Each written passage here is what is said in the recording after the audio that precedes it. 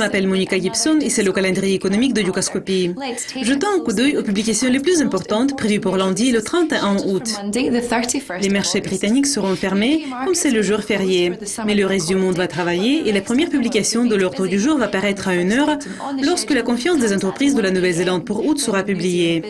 L'indice a chuté jusqu'à son plus bas sur 6 ans en juillet, quand le pessimisme a été enregistré dans tous les sous-secteurs. Le crédit au secteur privé de l'Australie pour juillet va paraître une demi-heure plus tard. Le portefeuille des prêts au secteur privé a continué à s'élargir en juin, mais à un rythme plus lent qu'un gain de 0,5% enregistré au cours du mois précédent.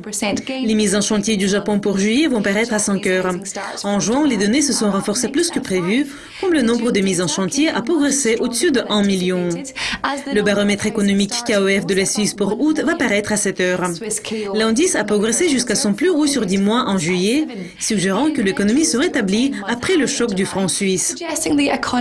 Une estimation préliminaire de l'indice des prix à la consommation de la zone euro pour août qui est bien surveillée va paraître à 9 heures. Le taux d'inflation anémique a été la principale préoccupation pour les décideurs politiques, même s'il est resté au-dessus de zéro pendant 2 derniers mois. La publication suivante va paraître à 13h45 et c'est celle de l'indice des directeurs d'achat de Chicago pour août. L'indice a rebondi en juillet, ayant passé 2 derniers mois dans le territoire négatif. Le PMI manufacturier de l'Australie pour août va paraître à 11h30 du soir. L'indice a gagné 6,2 points en juillet, poussé plus haut par de forts gains des ventes et de la production. Les permis de construire de l'Australie pour août vont suivre à 1h30.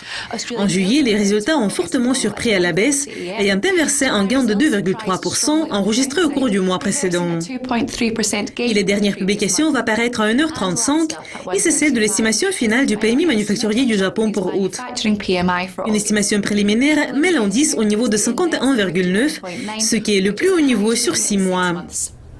C'est tout pour le calendrier économique de lundi. Revenez pour voir notre prochaine révision des événements clés prévus pour mardi. Au revoir.